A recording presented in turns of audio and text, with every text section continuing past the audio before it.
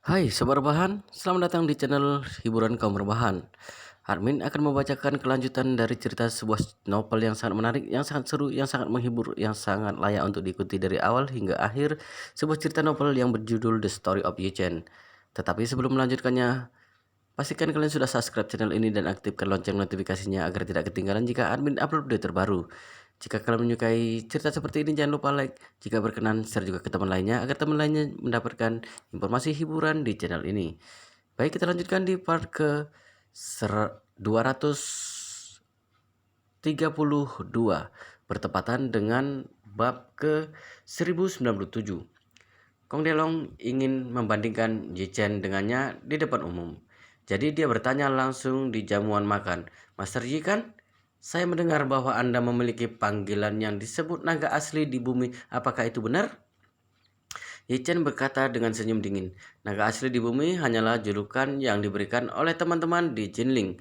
Kong Delong mencibir dan berkata dengan sinis, Master Yi, saya sangat ingin tahu tentang hadiah ulang tahun apa yang telah Anda siapkan untuk Nona Wanting hari ini. Naga asli di bumi sepertinya Anda pasti menyiapkan kado yang tidak biasa kan?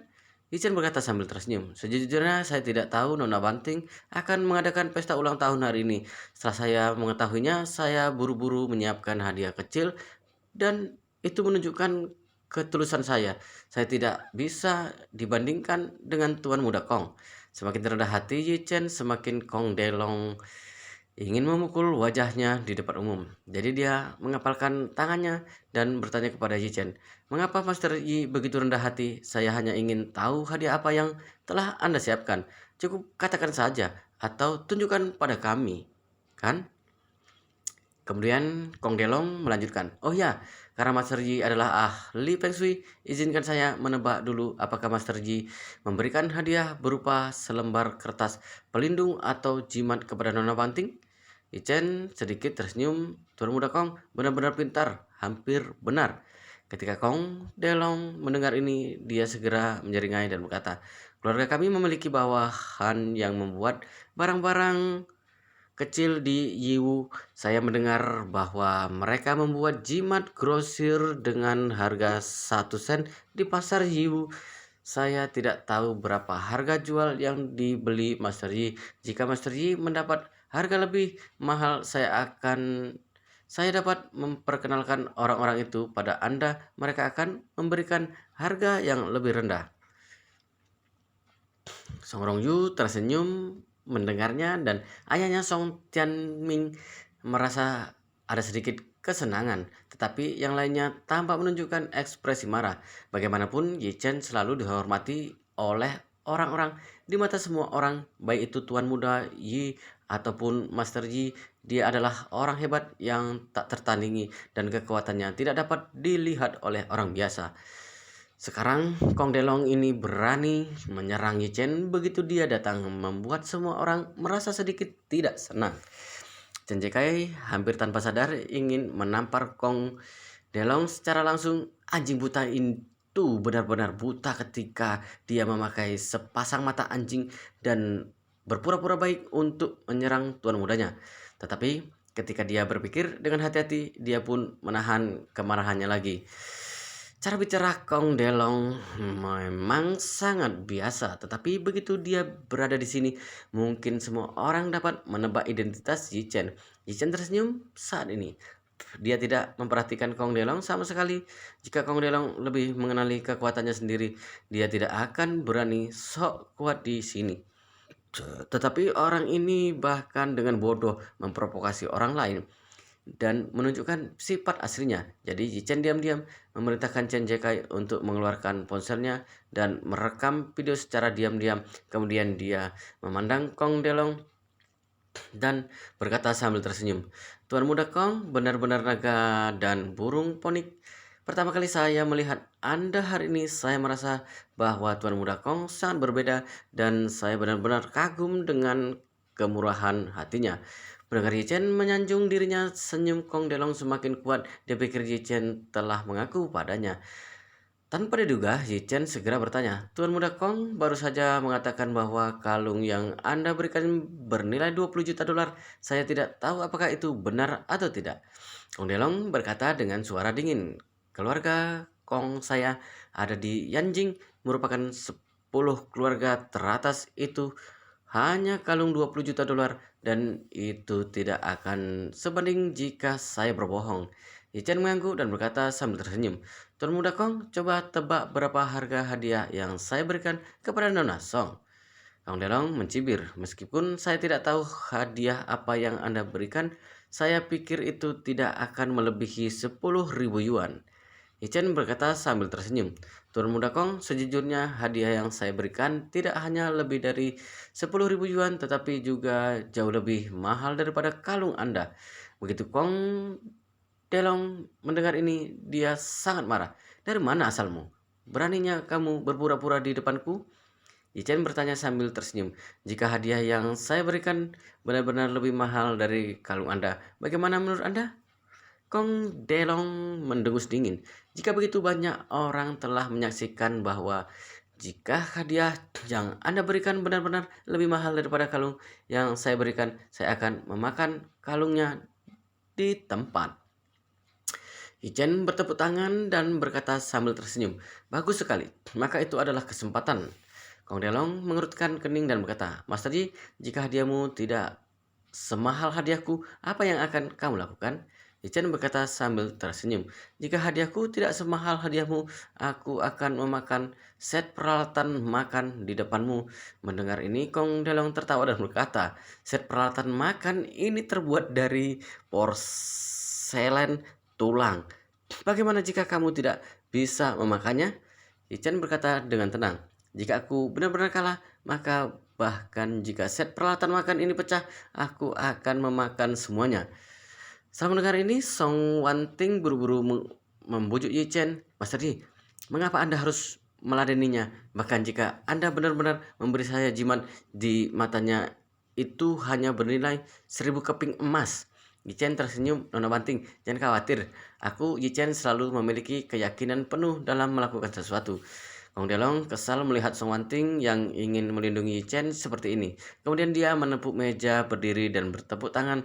"Oke, Master Yi, benar-benar memiliki gaya seorang master. Anda begitu banyak orang di sini hari ini. Mereka akan menjadi saksi. Jadi, jika hadiah yang kamu berikan kepada Nona Song benar-benar lebih mahal dari apa yang aku berikan kepadanya, aku akan menelan kalung rubi yang kuberikan kepadanya. Tetapi jika hadiah yang kamu berikan kepadanya tidak semahal yang milikku, kamu yang menelan set peralatan makan yang terbuat dari porselen ini." Yichen mengangguk dan berkata sambil tersenyum, "Kalau begitu, tolong ambil hadiah yang aku berikan kepada Nona Song." Song Wanting sedikit khawatir dan mengeluarkan kotak hadiah kecil yang diberikan Yichen untuk dirinya. Dia belum membuka kotak hadiahnya, jadi dia tidak tahu apa isinya. Yichen berkata kepada Song Wanting dengan sedikit meminta maaf, "Nona Wanting, aku minta maaf karena harus memintamu membuka hadiah yang aku berikan padamu." Song Wanting buru-buru berkata dengan hormat, "Master Yi, jangan terlalu sopan." Yichen berkata sambil tersenyum, "Tolong buka kotak hadiah ini di depan semua orang." Begitu Kong Delong melihat bahwa kotak hadiah kecil di tangan Song Wanting tidak sebesar kotak cincin, dia mencibir dan berkata, "Kotaknya sangat kecil, bahkan jika kamu memasukkan berlian ke dalamnya, aku memiliki batu rubi yang berharga." Yichen berkata sambil tersenyum, "Berlian hanyalah karbon. Di mataku tidak ada perbedaan mendasar antara berlian dan sepotong batu bara. Jadi bagaimana bisa aku memberi Nona Wanting hadiah seperti itu?" Ketika Kong Delong mendengar apa yang dikatakan Yichen, hatinya langsung kesal. "Yichen, bocah ini, bukankah dia sedang menghina secara terang-terangan?" Jadi dia mendengus dingin, "Jangan bicara omong kosong, mari kita lihat apa hadiahmu. Aku benar-benar tidak percaya isi dalam kotak sekecil itu bisa lebih berharga semahal dari 20 juta dolar harga rubi. Kamu akan memakan set peralatan makan porselen tulang ini." Pada saat ini, sebagian besar orang yang hadir mengucurkan keringat dingin karena Yi Chen.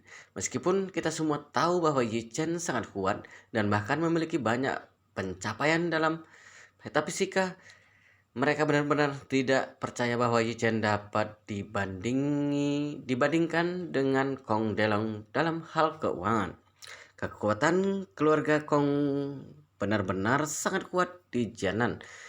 Jika kita melihat skala aset kedatangan Kong Delong ke Jinling seperti naga yang menyeberangi sungai, karena di Jinling belum ada yang lebih kuat dari Kong Delong. Bahkan di seluruh Jianan tidak ada yang bisa menandinginya. Selain itu, kalung ruby seharga seharga 20 juta dolar yang dia beri adalah yang termahal. Bahkan berlian seukuran telur mungkin tidak bernilai banyak.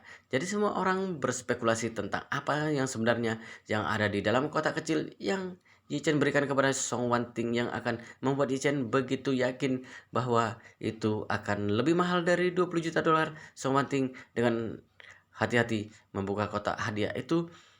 Ketika kotak hadiah persegi kecil di dalamnya terbuka, semua orang yang hadir menjadi lebih khawatir. Kotak hadiah semacam ini tidak terlihat seperti berisi barang mewah, karena barang yang sangat bagus juga akan dikemas dengan sangat indah.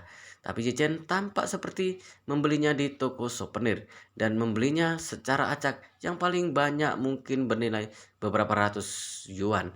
Pada saat ini semua orang berpikir bahwa Yi Chen akan kalah. Ketika Kong Delong melihat kotak hadiah itu, dia mengejek dengan jijik dan berkata, "Master Yi, bukankah terlalu murah untuk memasukkan barang-barang bernilai lebih dari 20 juta dolar ke dalam kotak yang buruk seperti itu?" Yi Chen berkata dengan tenang, "Nilai suatu barang tidak ditentukan oleh kemasannya. Jadi meskipun Tuan Muda Kong berpakaian bagus, nilai Anda mungkin tidak lebih tinggi dari orang biasa." Kong Delong mendengus dingin dan bertanya, "Apa maksudmu, Marga Yi? Apakah maksudmu nilai Tuan Mudaku ini tidak setinggi dirimu?" Yi Chen berkata sambil tersenyum, "Itu hanya perumpamaan. Jika Anda benar-benar ingin berpikir begitu, maka saya tidak punya pilihan lain." Setelah itu Yi Chen merentangkan tangannya dan wajahnya penuh dengan ekspresi percaya diri. Kong Delong sangat marah, tetapi dia tidak mau berdebat dengannya. Dia berkata dengan suara dingin, "Mari kita lihat. Aku menunggu untuk melihat bagaimana kamu memakan peralatan makan ini." Song Wanting menatap Yi Chen dengan ekspresi khawatir. Pada saat ini dia tidak tahu apakah dia harus membuka kotak hadiah ini atau tidak. Yi Chen memberinya ekspresi meyakinkan dan berkata dengan senyum tenang, "Nona Wanting, karena Tuan Muda Kong berpikir begitu, mari kita lihat apa yang ada di dalamnya. Bukalah dan biarkan dia melihatnya." Song Wanting membungkuk dan dengan lembut membuka bagian atas kotak hadiah. Tidak masalah saat dibuka, tetapi bau aneh segera keluar dari kotak hadiah itu. Tuan Besar Song yang duduk di sebelah Song Wanting langsung terkejut ketika mencium baunya. Dia terlalu akrab dengan baunya karena ini adalah pil permajaan ajaib yang membuatnya setidaknya terlihat 20 tahun lebih muda. Pada saat ini beberapa orang di meja lain berseru, "Ya Tuhan, ini benar-benar pil permajaan. Bukankah Master Yi terlalu murah hati? Dia bahkan memberikan pil permajaan pada Nona Wanting sebagai hadiah ulang tahun. Aku benar-benar iri pada Nona Wanting karena dapat menerima anugerah seperti itu dari Master Yi." Orang-orang yang datang ke pesta ulang tahun Song Wanting hari ini juga telah menghadiri pesta ulang tahun Tuan Besar Song. Pada hari itu, kami semua melihat dengan mata kepala sendiri pemandangan ajaib yang terjadi ketika Tuan Besar Song meminum pil permajaan itu. Pada saat itu, semua orang penuh dengan keinginan untuk meminum pil permajaan itu. Tidak ada keraguan bahwa kita semua adalah orang kaya, bahkan jika kita tidak memiliki uang sebanyak keluarga Song, tapi kita semua memiliki kemuliaan seumur hidup. Bahkan Li Tailai yang berada di meja yang sama terkejut dan tidak bisa berkata-kata. Dia adalah orang terkaya di kota Hai. Dalam hal kekayaan, dia tidak jauh lebih buruk daripada keluarga Song. Dan tahun ini dia telah memasuki usia tua. Jelas, dapat merasakan bahwa semua aspek tubuhnya jauh lebih buruk dari sebelumnya. Berapapun jumlah uang tidak akan bisa membantunya.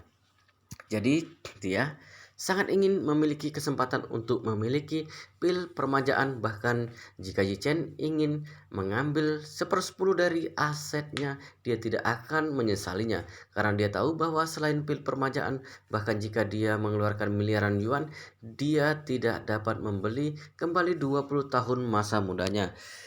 Stanley Ho, Raja Judi Macau, benar-benar orang super kaya yang sangat kaya, namun dia berusia 90 tahun dan tidak memiliki cara untuk membeli kembali masa mudanya.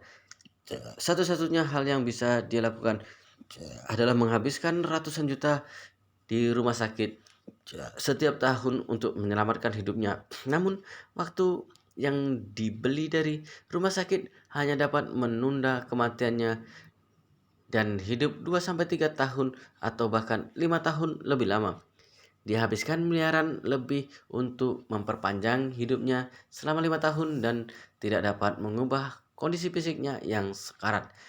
Jika itu bisa membuat tubuhnya kembali ke keadaan yang lebih mudah dalam 5 tahun atau bahkan lebih lama, akan bermanfaat baginya untuk menghabiskan puluhan miliar bahkan ratusan miliar. Saat ini yang kita lihat di mata kita bukanlah uang, melainkan sesuatu yang lebih penting dari uang, seperti waktu, masa muda, kesehatan, dan umur panjang.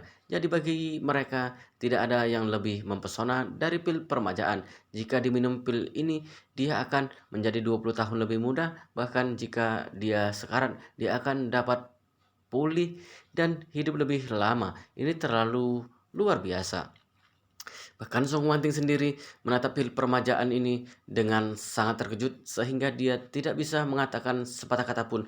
Dia tidak pernah menduga bahwa Yi Chen akan memberinya hadiah yang begitu berharga. Di matanya nilai dari pil permajaan ini adalah 10 kali, 20 kali, atau bahkan ratusan kali lipat dari kalung ruby Kong Denglong. Song Wanting langsung berkaca-kaca. Dia menatap Yi Chen dengan mata penuh kasih sayang dan berkata dengan gugup, dengan gagap, Master Yi, Song Wanting tidak akan berani menerima hadiah yang begitu berharga dari Anda. Yi Chen tersenyum acuh tak acuh. Aku memberimu, kamu cukup menerimanya. Apa yang membuatmu tidak berani menerimanya? Di sisi lain, Tuan Besar Song sangat bersemangat sehingga dia akan pingsan. Setelah minum pil permajaan, dia memiliki keinginan yang lebih kuat untuk itu. Setelah kita memiliki sesuatu, kita akan tahu betapa menakjubkannya itu. Setelah meminum pil permajaan, dia merasa bahwa dia telah mendapatkan kembali masa mudanya sejak saat itu. Sambil menikmati keajaiban menjadi 20 tahun lebih muda, dia juga menantikan kesempatan untuk membuat tubuhnya lebih muda lagi. Pada saat yang sama, dia juga khawatir jika 20 tahun kemudian dia akan menjadi orang tua yang sekarat. Apakah dia masih bisa meminta pil permajaan lagi dari Master Yi? Bagaimanapun, ini adalah rentang waktu 20 tahun dan semua orang akan tergila-gila padanya. Dan sekarang Master Yi bahkan telah memberikan pil permajaan pada cucunya. Jika dia memperlakukan cucunya dengan baik, mungkin cucunya akan bersedia memberinya pil permajaan ini. Kong Delong menyadari bahwa semua orang terkejut dengan pil permajaan ini yang membuatnya sangat kesal. Jadi dia mendengus dan mencibir. Margaji, dari mana kamu mendapatkan pil yang begitu kuat? Beraninya kamu mengatakan itu lebih mahal daripada kalung rubiku. Di mata Kong Delong, pil permajaan dari Yi Chen benar-benar pil kuat yang sederhana. Bahkan pil Bezoar Anggong yang sangat dihargai di bidang pengobatan tradisional Tiongkok hanya bernilai ratusan ribu yuan. Bahkan jika apa yang disebut pil permajaan Yi Chen sama saja dengan pil Bezoar Anggong, apa yang bisa dilakukannya? Dibandingkan dengan batu rubinya yang bernilai hampir 130 juta yuan, itu jauh sekali. Jadi saat ini Kong Delong merasa telah memenangkan Yi Chen. Setelah mengatakan kata-kata yang begitu sombong, Kong Delong ingin menerima pujian semua orang, tetapi dia tidak menyangka semua orang memandangnya seolah-olah mereka sedang merawat orang yang mengalami keterbelakangan mental. Untuk hal ini kita juga tidak bisa menyalahkannya karena dia adalah satu-satunya yang tidak tahu nilai pil permajaan di pesta ulang tahun hari ini. Meskipun semua orang yang hadir mengira Kong Delong mengalami keterbelakangan mental, tetapi dia adalah tuan muda ketiga dari keluarga Kong di Yanjing, jadi tidak ada yang berani menunjukkannya secara langsung. Namun, Kong Delong masih bisa melihat isyarat dari mata semua orang. Dia langsung bertanya-tanya apa yang sebenarnya terjadi. Apakah yang disebut pil permajaan ini benar-benar berharga? Tidak mungkin. Berapa nilai sampah semacam itu? Pada saat ini, Yi Chen menatapnya sambil tersenyum dan berkata, Tuan Muda Kong, menurutmu berapa nilai pilku? Kong Delong mendengus dingin dan berkata dengan nada menghina, menurutku paling harganya 100.000 yuan. Yi Chen tersenyum dan berkata, kalau begitu sebaliknya kita segera mengadakan pelelangan kecil di sini. Kong Delong mengerutkan kening dan bertanya, lelang? Apa maksudmu? Yi Chen berkata sambil tersenyum, ya di sini mari kita lelang dua hal ini untuk melihat mana yang memiliki harga tertinggi pada akhirnya. Bagaimana menurutmu? Kong Delong mendengus dingin. Apakah kamu bercanda? Kalung rubiku ini adalah hadiah ulang tahun untuk Nona Wanting. Bagaimana kamu bisa menjualnya? Yi Chen berkata, begini, kamu bilang kalungmu benar-benar bernilai 20 juta dolar berdasarkan taruhan kami. Jika hadiahku lebih mahal darimu, itu artinya aku menang kan? Kong Delong tertawa terbahak-bahak. Margaji, kamu ingin melelang pil permajaanmu di sini kan? Apakah kamu benar-benar berpikir pil permajaan bodohmu bernilai lebih dari 20 juta dolar? Setelah itu, Kong Delong mencibirnya, kamu ini benar-benar manusia licik. Bahkan jika pil permajaanmu itu tidak bernilai uang, itu juga merupakan hadiah ulang tahun untuk Nona Wanting. Bagaimana kamu bisa melelangnya? Bukankah permainan semacam ini terlalu memalukan? Song Wanting tiba-tiba menjadi cemas ketika mendengar ini dan hampir tanpa sadar berkata, Kong Delong, saya tidak mengizinkan Anda berkata seperti itu kepada Mas Sergi. Semua orang yang hadir terkejut, tidak ada yang mengira bahwa Song Wanting secara langsung akan menentang Kong Delong dengan melindungi Yi Chen. Kong Delong juga sangat terkejut. Apakah Song Wanting minum obat yang salah? Ketika seseorang ingin mempermainkannya, dia justru membelanya seperti ini. Selain itu, dia bahkan tidak menghargainya saat dia memberinya kalung rubi yang mahal. Namun, Kong Delong tidak tahu seberapa banyak Song Wanting berterima kasih kepada Yi Chen saat ini. Wow, luar biasa sekali guys, ceritanya sangat seru, sangat menarik, sangat menghibur, sangat membuat penasaran kita jika tidak mengetahui kelanjutan ceritanya. Tetapi sepertinya di video ini sampai di sini dulu. Pastikan kalian sudah subscribe dan aktifkan lonceng notifikasinya agar tidak ketinggalan jika admin upload video terbaru. Jika kalian menyukai cerita seperti ini, jangan lupa like. Jika berkenan, share juga ke teman lainnya agar teman-teman lainnya juga mendapatkan informasi hiburan di channel ini. Baik, kita lanjutkan di part berikutnya di video selanjutnya.